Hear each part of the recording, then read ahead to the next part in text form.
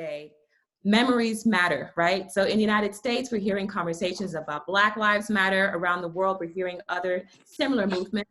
So in the context of Nigeria and Nigerian history, we're talking about the Nigerian-Biafran Civil War and why those memories, the memories of people who experienced the war, maybe those who fought, maybe those who suffered, from the war, and also those who assisted as far as humanitarian relief services, how the memories of these people matters. So I'm very looking forward to get part of this conversation. And just a bit of detail about the documentary. This is a 160-minute documentary titled January 15th, 1970, Untold Memories of the Nigeria-Biafra War. So that's what we're going to be screening shortly. And for the pre-documentary panel, we have the curator of the Biafra documentary that we're going to see, Mr. Ezenia, who's going to introduce himself. Emeka, I'd like for you to do the introduction for yourself. I think you're muted. Unmute Ed. First. Ed? Oh, I beg your pardon. So, I said, my title is Ezenia. Mazi is Mr., but I'm Ezenia. But anyway, it's a small point. I should clarify that initially. Emeka Ikazo, I am I was a filmmaker responsible for the production itself, and I'm an historian, a lawyer, a writer, and an archivist. And well, this is beyond my normal vocation. It's actually part of a deeper quest for my own identity, and it was a privilege to work on it. Excellent. I will definitely ask more about that deeper quest for your identity. So thank you for bringing that out. And Reverend, if you can please introduce yourself to our humble audience. Thank you very much. My name is Richard Fee, and I'm a Canadian Presbyterian clergy.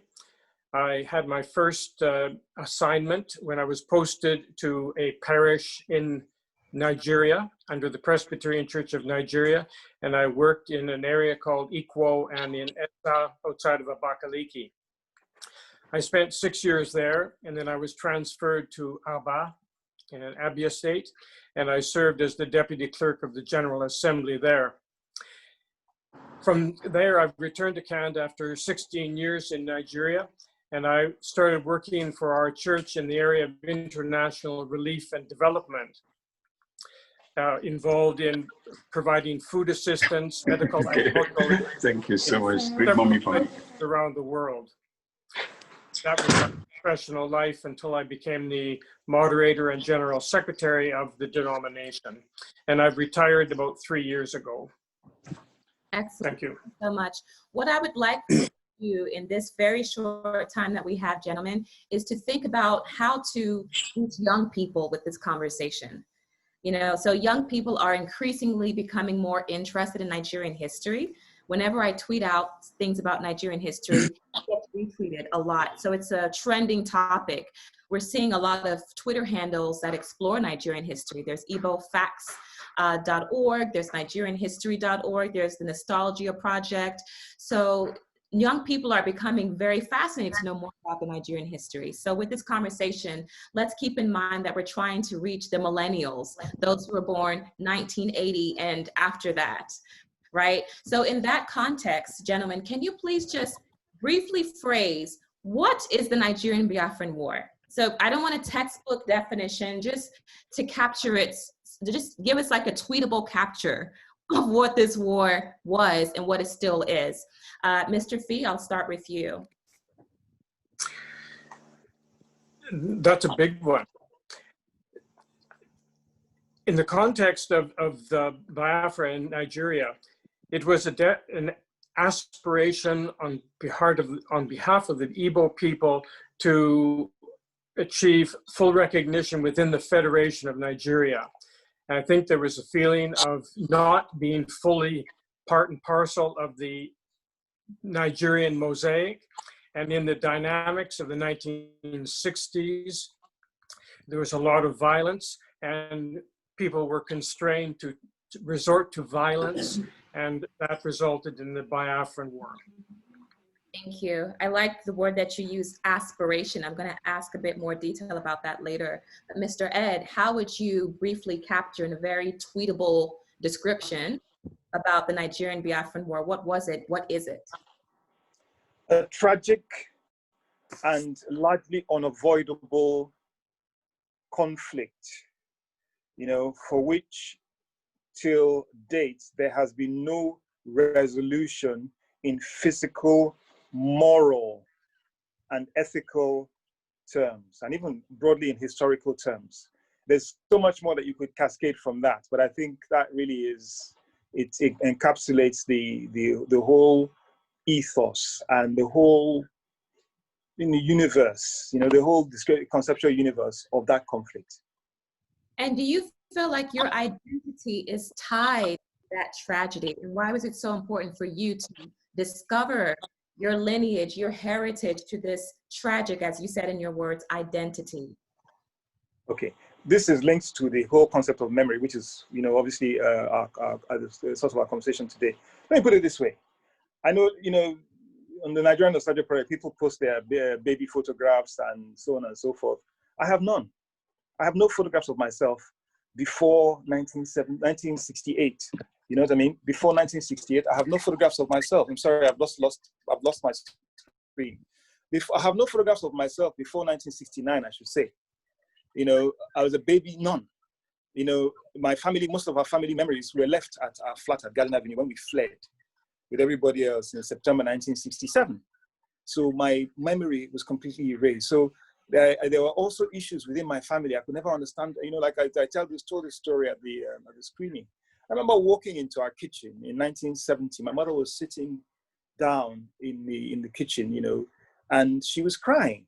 And as a young boy, I went up to her. I remember the 1970 was like just after my birthday, May. And I was like, a bit of a precocious child. Why are you crying? And she slapped me. Not, just like go away. She swatted me away. And then everyone else was like hushing. You should know you shouldn't. So that it wasn't until many years after my mother now, revealed how much the things she saw during the war affected her. They never left her. My mother passed away 3 years ago. And even up till the time, even in the midst of her illness, the throes of her illness, she was semi-conscious. She was crying in her, she'd be lucid and crying. My sister told me about how she saw her reliving the horrors of what she saw. My father himself was a combatant in Biafra, or an intelligence officer, but he was involved with the infantry. And I know that many times, there are times that certain behavioral patterns that I saw through the years were a function of what he had experienced, the trauma he felt. Likewise, myself, I have a very strange relationship with food. Because the joke in my house was that, Emeka is still making up. That's myself, making up for the food he did not eat in Biafra, which is why, we can laugh about it, but the whole, this is my family history.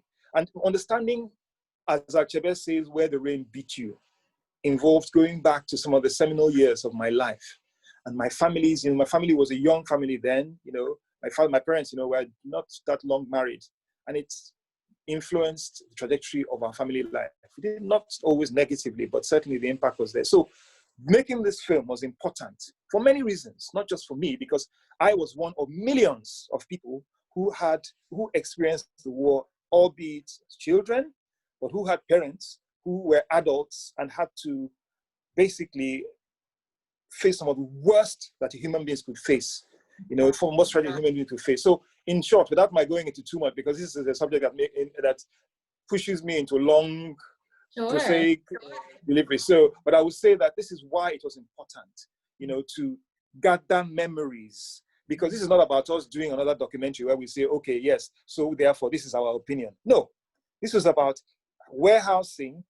collecting and warehousing the experiences of those who saw, felt, and suffered the war, and some who enjoyed it, speaking their truth. My point to anybody who, because, in Nigeria, people sometimes, when you have documentaries like this, people get uncomfortable. I wasn't in the least bit bothered, because I said the worst thing you can do as a human being is deprive somebody else of their own memory and experience. But what Exactly. we And try to do, to that, sir, we're definitely going to get to the yeah, controversies of the politics of memory. But for those who are just joining us, I just want to remind our audience what we're talking about here. This is a pre-documentary screening of a 160-minute documentary that will be showing very shortly, and it's called January 15th, 1970, The Untold Memories of the Nigerian-Biafra War. And I'm joined by none other than the curator and documentarian of this very prestigious film, Mr. Emeka Kiazo, and Richard Fee. He is a Presbyterian clergyman. So Ed, as you were talking, I could feel the pain in your voice, which is very eloquent. It's very heartfelt and moving. You talked about memories that would come up, memories that would be suppressed. And I just want to now turn to Mr. Fee. Talk about the politics of memory, especially as you remember being involved with the humanitarian effort. Why is it so powerful to preserve certain memories? Why is it human nature? Is it a Nigerian context? I would like for you to speak as someone from outside of Nigeria looking in, and also your experience in Nigeria, the politics of memory and why it's so controversial sometimes, simply what you remembered and passed through. I firmly believe that this is vital for not just Igbos, but for Nigerians. It's important to capture these memories because it extends beyond the borders of Biafra, beyond the borders of Nigeria, beyond the borders of Africa. The lessons learned from this experience belong to the whole world family. And unless this is promoted and continued, the whole human family will be disadvantaged in how we learn to live together into the future. These were horrendous lessons to be learned in a very difficult circumstance. But I believe that the world is a better place. And I can give you several examples of how the world has improved because of the suffering that went on in Biafra during that war. Many agencies, humanitarian agencies, were born during the Biafran War. Médecins Sans Frontières, Tear Fund UK, Irish Concern were all born during those days. They continue to serve today around the world. A difficult birth, but it has helped the human family. If we don't challenge the young people today to think about those things, that when you go through a difficult part of life, you can still learn lessons. And I believe we must continue to do that around the world today.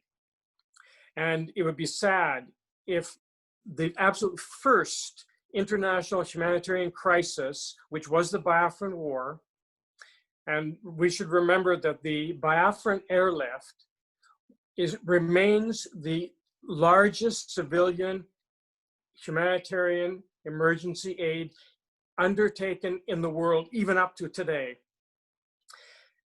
Things were done during that time which are phenomenal, and they are lessons of the human family. And if we human beings don't learn these lessons, we're doomed to repeat the same mistakes. That's why I believe it's so important. Excellent. And of course, we're going to get a glimpse of some of the airlift operations from the documentary that we will soon screen. But also, I want to talk back on the point you made earlier, Mr. Richard, about aspirations. And Mr. Emeka, I'll access to you as well, so start generating ideas about this answer. But Mr. Fee, aspirations. You described the war as an aspiration for recognition and human rights. Do you think that that aspiration, as I don't know how much you know about Nigerian history and politics, but would you say it was inspired by tribalistic needs, or how would you describe that aspiration? Was it a rightful aspiration? Was it a just aspiration?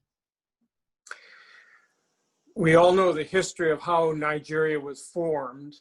It was not done in Africa. It was done over tea in Westminster in England, and the Queen and whoever, Lord Lugard, and his wife sat together and had these ideas, and they drew up a map, and that's how the world ended up with Nigeria. It took no account of tribal boundaries, nor the nation states that had been in existence for hundreds, maybe thousands of years, and you ended up with this entity called Nigeria. Obviously, aspirations of people were severely affected by these colonial actions.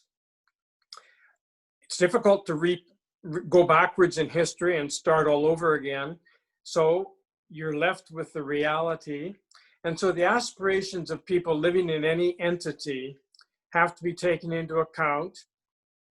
And even in my own country, Canada, we have a very strong French population in Quebec.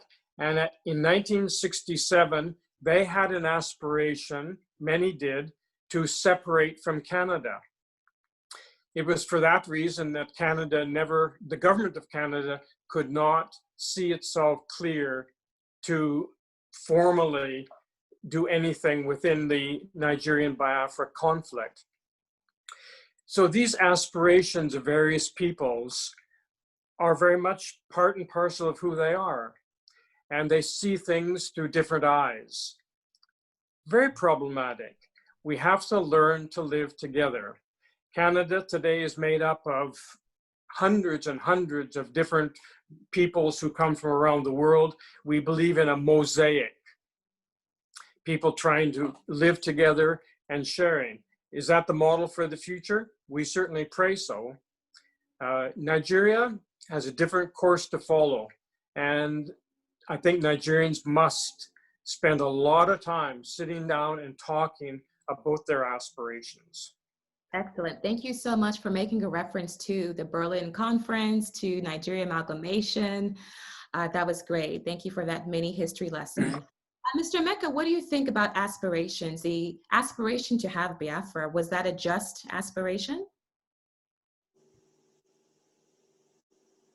Can you unmute yourself, please?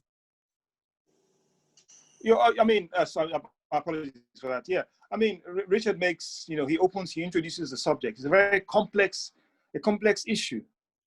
Just retrace a bit, as Richard very, very correctly states. The creation of the entity, which is Nigeria, where and she weren't part of it. We weren't part of the conversation.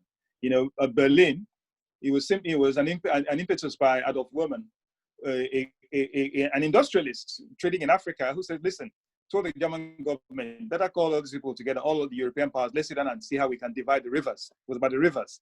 And then eventually, at the end of the 19th century, when the paradigm changed from cooperation and high commissions to actual imperial conquest, it was no longer a question of cooperation, it was about annexation, So that, we weren't part of that conversation in the creation of the nation itself. And if you look at the conquest of Igbo land, and not just Igbo land, because Biafra wasn't just about Igbo land. Biafra was also about the southeastern peoples, the people of the Cross River Basin, the people of the Niger Delta. They were part of Biafra, maybe some to an extent, or some were not so willing.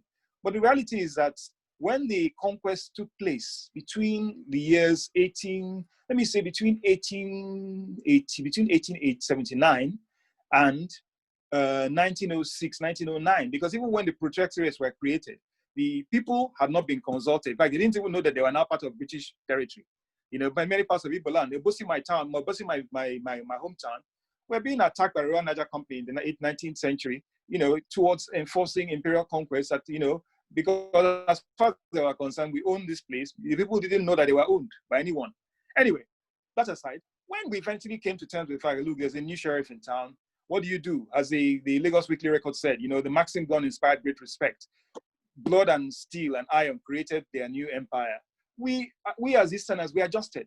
Very soon, Nigeria became useful to us. You understand? The entity, the geographical entity became useful to us. We became some of the most, from virtually very few educated people from the East by the beginning of the 20th century, the tsunami of educated Igbos and Calabaris and the Jaws and so on and so forth between 1900 and 1948, it was phenomenal. We embraced the new paradigm and Nigeria began to work for us. We populated the civil service, the corporate sector, thus that by 1960, even the army, from the time, because initially we had this, because the army was relevant to the transference of, in fact, to the causation of the conflict. At first they say there's a civil war. By 1959, there weren't that many Easterners in the army. But by 1966, one of the things they complained about was that there were too many Igbo officers. So let's say we embraced it. Nigeria became attractive to us because it gave us a forum where our skills, our energies, our industry, had full play. Now, when we go, let's move to aspiration. Let me round up on this particular point. Of course, when the massacres happened, when the pogroms happened, when you have tens of thousands of people killed for no other reason than some people who were members of their ethnic group, right, and others from other ethnic groups decided to carry out an act which the farmer in Obosi, the palm wine tapper in Ojoto, and the fisherman in Azumini did not know anything about it. Nzogu did not ask their permission before he went and carried out a coup. And then the 50,000 people were killed within a period of the first few months. Well, aspiration became, we had to now question. It triggered the question.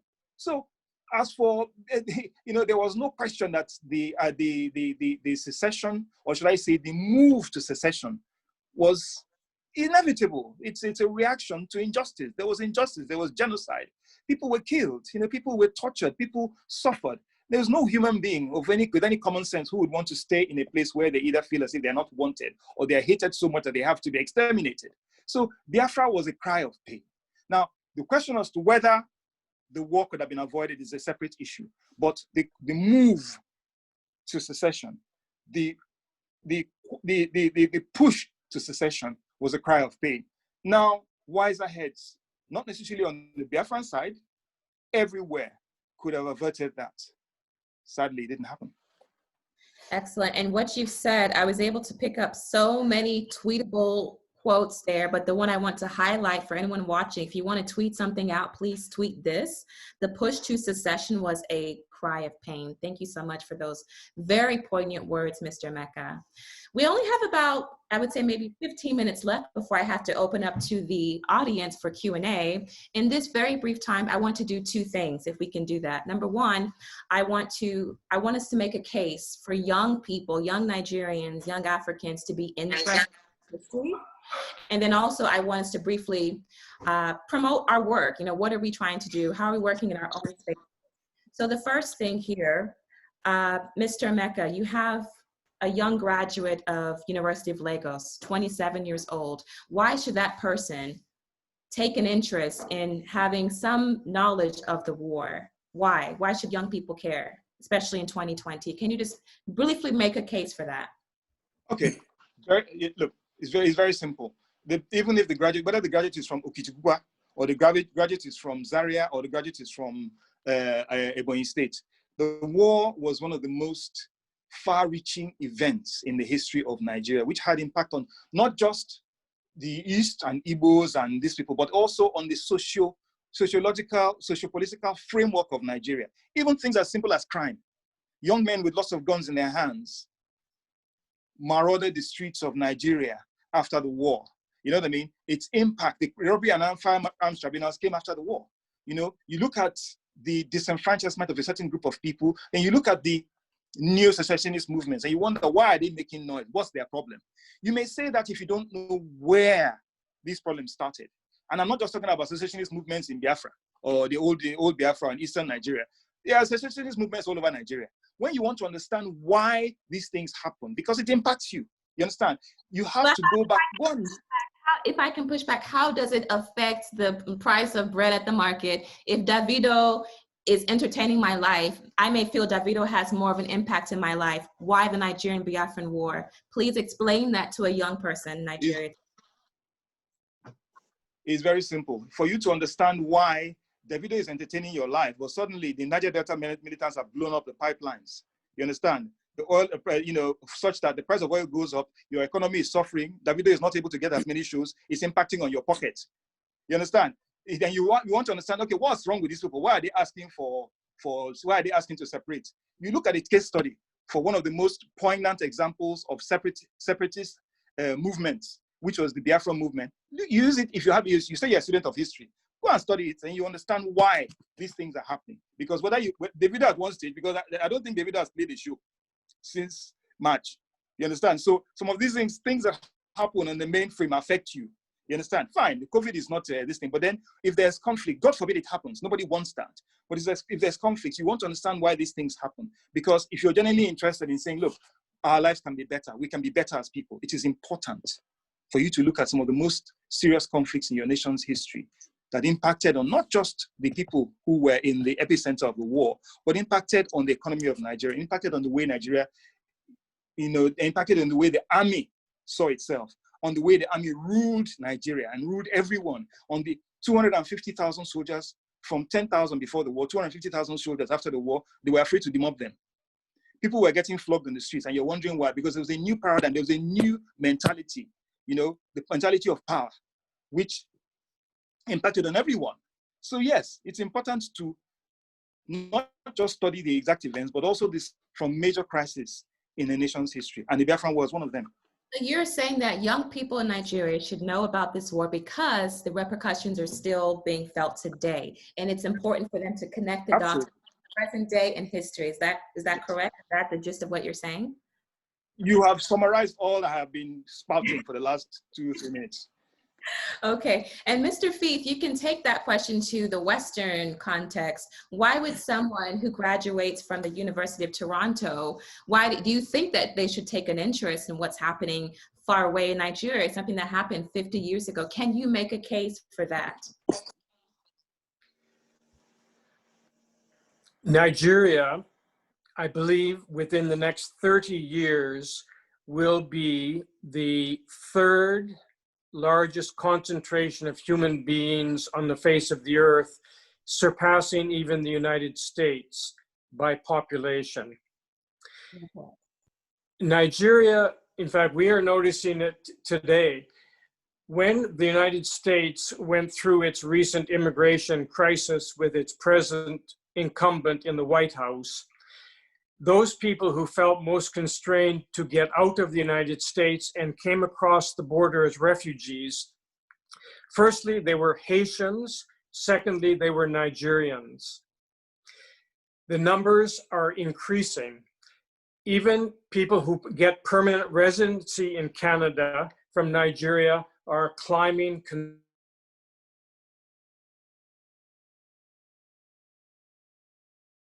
Mr. Fee, did we? Okay. Yeah, you were talking about Nigerians moving to the US, that it's increasing. Can you just start from there? Okay, and even immigrants who get permanent residency in Canada, the numbers from Nigeria are increasing considerably. Nigeria is going to become a major player. It already is in North America. The impact of Nigerians is phenomenal. In the field of medicine, any academics, they are across Canada everywhere. And we, as Canadians who have been here for a while, we cherish the mosaic of Canada. Therefore, a young person who's in university, I think, must take very seriously a new demographic that is happening within our culture and recognize the dynamism of what maybe inspired that person to either stay or to become educated in Canada or whatever. I was always fascinated when I lived in Nigeria for the absolute unending capacity of Nigerians to be entrepreneurial, intelligent, so aware of what's going on in the world. The impact has already begun, and it's going to increase. Thank you for rubbing our egos. We really appreciate that. But another tweetable quote coming out of this conversation for all of our audience, Mr. Reverend Richard Fee says, the impact of Nigerians is phenomenal. So that's something that we can tweet out there. So now it's time for me to go to our viewers. I see some questions coming here into the chat room. I will start with Christine. The question from Christine is, how can Nigerian women and men deal with conflict trauma today. There's so many conflicts, so much trauma piling up in people's hearts and minds. Does Nigeria need a truth and reconciliation process? Thank you so much, Christine. That's coming in from Berlin. I want to first throw that to Mr. Mecca, because you have so many memories that you're dealing with. As you said, you don't have a lot of childhood photos pre-1969. How have you mentally and psychologically coped with this? And speak in reference to Christine's question, please.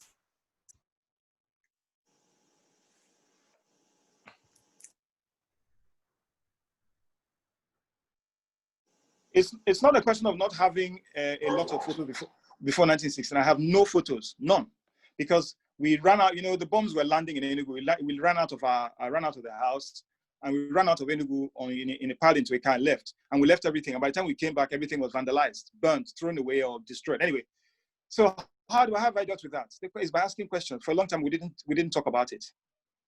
You see, but then you see, sometimes you believe that when you don't talk about something, it will go away. It's a lie, because it sits there. Certain behavioral patterns, you know, that you don't know where they came from. Only when the fullness of time has given some ease to the trauma, to the grating, to the sharp pains of the trauma, you now go back and wonder, okay, so this is why this happened. As I said, even on a purely personal level, I had a strange relationship with food and I didn't understand why. I also, at a stage, you know, I wondered why I hoard things. I hoard papers, I hoard photographs, I hoard everything, because, you know, I had no memories, no documentary memories of life. My parents very wisely left a lot of their wedding albums and things with my grandfather, you know, in Lagos. Thankfully, they have those, otherwise we wouldn't have them. So I dealt with it by going back and exploring, by asking questions, educating myself on on who I was and what we had been through. And I think my cathartic experience ended with this. I don't say ended, but the most recent was making this documentary. It was deeply personal, and I promise you, a lot of tears were shed in the making of it, and even after it was made. The day it was screened, you know, we had a few difficulties with stuff, but I'm not going to lie to you. Before I set off for the screening, my wife and I actually cried for like 30 minutes, because the whole experience of making this thing was serious.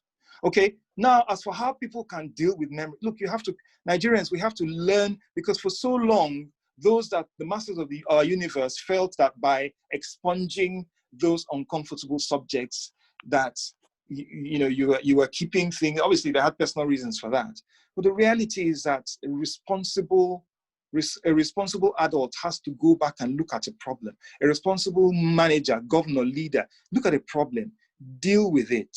You understand? Deal with it in a nuanced manner. The thing is, sometimes if you confront things too starkly, it has jarring effects. But deal with your memory. And then look, we had the Ncheta panel, and it went nowhere. Let's be honest, the Ncheta panel went nowhere.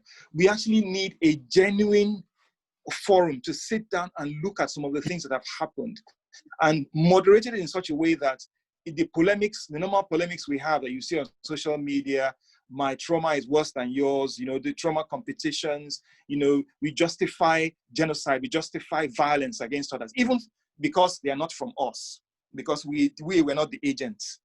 I think it takes, and for people to understand what you're feeling, I think it is sometimes better not to scream at them and insult them. Gently explain to them what you've been through. Gently explain what you suffered. And then leave them as human beings to understand it. If there's no legal infrastructural framework for understanding, let me tell you something.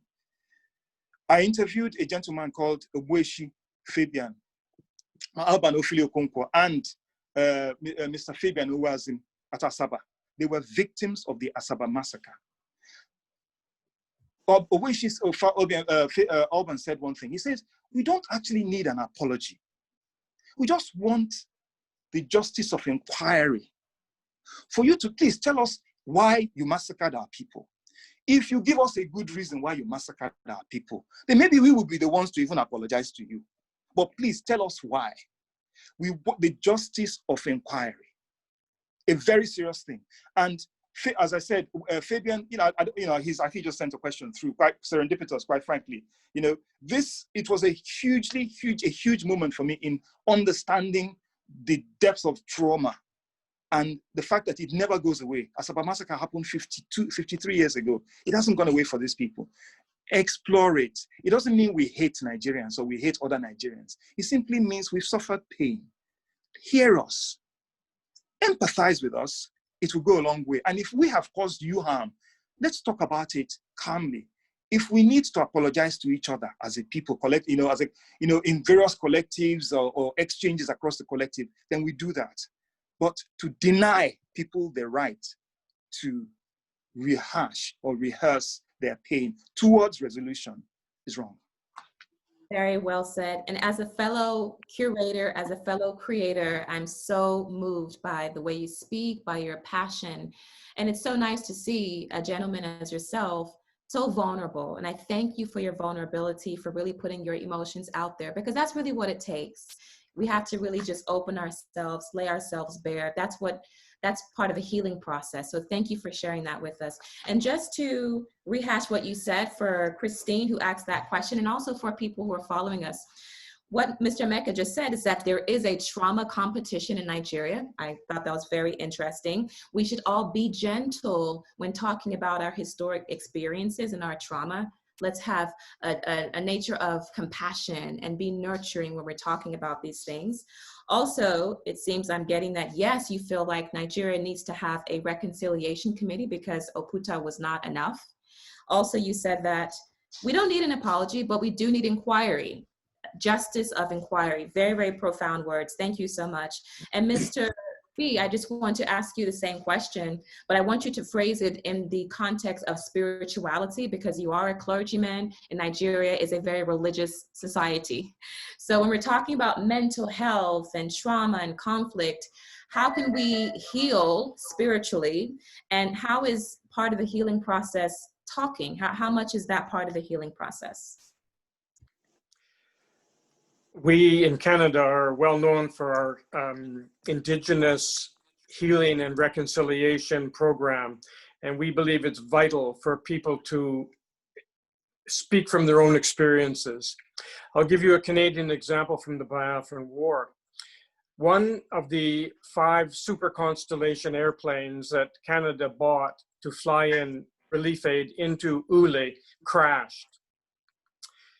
It was very unfortunate, and all 4 of the aircrew died.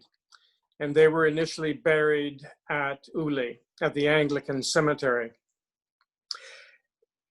One of the men who died was 29 years old. He left behind a woman, a widow, and 2 sons, 4 years old and 6 years old. In the last couple of years, I've gotten to know that family. I did not know them before.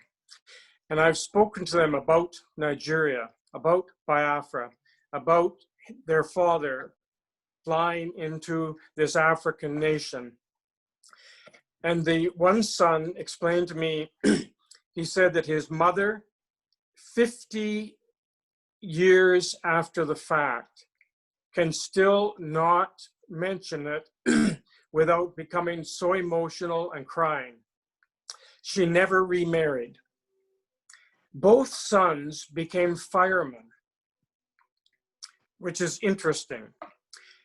Their whole life. And when that crew died, all of the families got together and they said, we do not want any compensation for their deaths, but we want people to give money to provide more food to be sent into Biafra.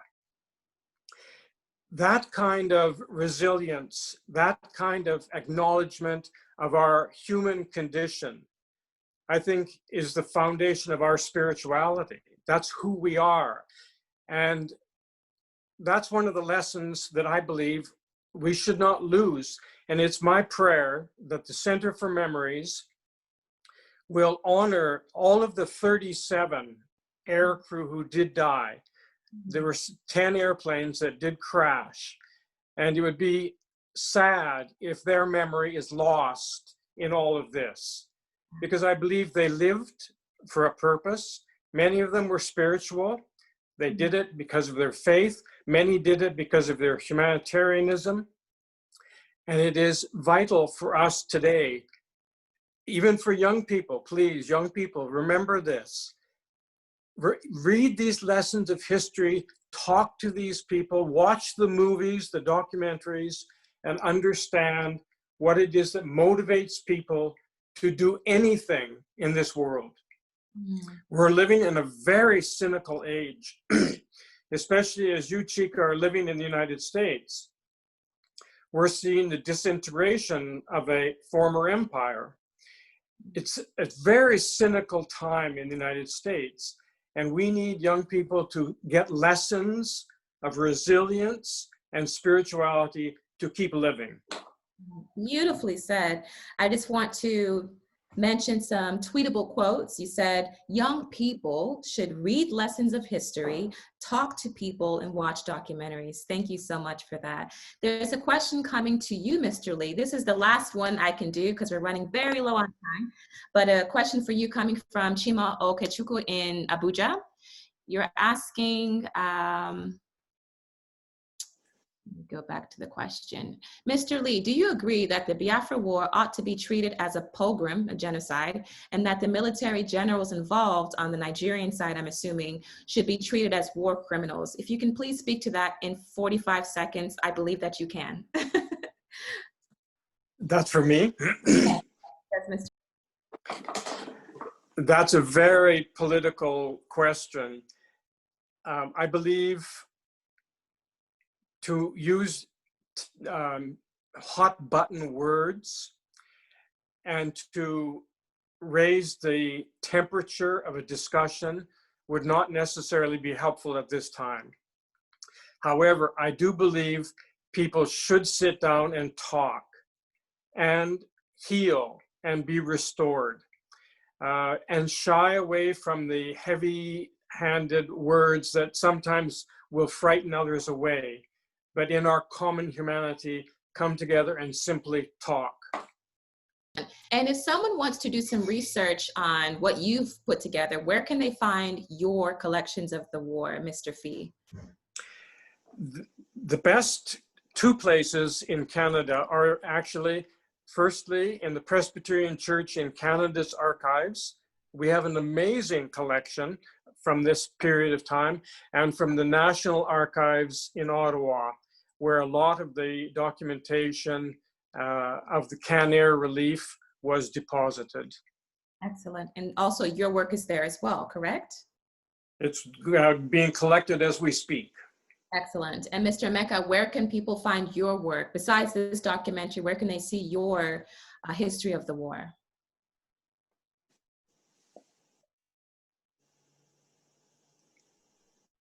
To be honest, this is because a lot of my work on the war has been in various volumes, various editions. It's not really been any particular place. This documentary is my first. I've written a few books in my life, but this is the first time. This is the first standalone document I have put together on war. Is it the last? No. There will certainly be quite a few coming out because this project has spun off. When you have so much data, I mean, the film is 2 hours and 40 minutes long, but we could only put in, we had something like about 12, in fact, up to 26 hours of interview content, which will, in conjunction with the Center for Memories, since it was collected at their behest, we're going to spin off into various documents. And I want to just say this now, that the Asaba, events at Asaba, I'm putting together a documentary, which, once I've finished with it, I'll sit down with the Center for Memories and then get their clearance, because we had a lot of access. There was the Memorial Committee, the head of the Memorial Committee actually watched the documentary, and on the strength of that, he invited us to Asaba to interview people. So we interviewed close to between 12 and 14 elders, including white cap chiefs, whose accounts are going to form the next work we're going to do. Because I think Asaba is a very important event that really highlights the worst of that conflict, if that is even possible. So that's the next one, and there will be others coming. I mean, we're working on the Opera documentary, which has some his life obviously has quite a bit of immersion, in these activities during the war, have quite a bit of impact, but it's not a standalone. So the Asaba will be the next. Okay, but it's an ongoing project to answer the question. Okay, on that note, gentlemen, I have so many more questions, but we have to end it here. It was such an honor, really, really, truly an honor to be with you guys. I had a lot of fun. I hope you guys did. And I think we got some tweet quotes. So the focus of this, really, I wanted to make sure that young people can follow this, that they can tweet this. On my own end as a journalist, I will be writing about this conversation and putting it out there on Medium. So thank you guys so much. I hope that Thank you, Chika. Thank you very much. Really follow. I'm now going to hand it over to the chairman of Center for Memories. That is Mr. Patrick Okiko III. Thank you very much, Chika. Thank you to the panelists, Reverend Fee, for joining us all the way from Canada. Thank you, Chika, for an amazing conversation we've had this evening. Ezenia, Ed Kazo, Ugonabo. Thank you for the incredible work you did with the documentary that we're going to see in a few minutes. Memories matter. Memories matter because they help us to heal. If, like Achebe would say, if you don't know where the rain started beating you, you won't know where it stopped. So we hope that this documentary triggers an opportunity for conversations and that this would lead to the healing that we need in Nigeria. But just to say a last word on the Center for Memories, what do we hope to become? We hope to become the repository for Igbo history and memories and culture. We hope that we can use this platform to show new models for Ndi Igbo and also for the world of excellence of who we can be as a people. And I want to finally say to Reverend Fee, we will never forget the help that was extended to Ndi Igbo at our lowest point. We will never forget the fact that we have not memorialized the people who came to our aid when it seemed like the world had forgotten us. That does not mean that that is who we are as a people. It has tarried for a while, but we have started, and there will be monuments such that generations to come will know that something happened and that people answered when we beckoned on them. And to all those who lost their lives in the war, we pray for the repose of their souls. For those who are still hurting from that process, we hope that this documentary helps that process of healing. And to Nigerians who do not understand Biafra, we hope that you watch the documentary with an open mind. And for the Igbos who are still hurting, we hope also that you watch it with an open mind and that you can have the conversations in the form that Ed Kazo has advised, which is not in being adversarial, but to have a conversation that leads to healing. And on that note, I thank you all for joining. And in a few minutes by 5 o'clock, we will be on YouTube to watch the documentary. And I hope that you enjoy it. Thank you very much. Thank you. Good. Thank you very much. Thank you. Bye, everyone. Okay. Bye-bye. Bye.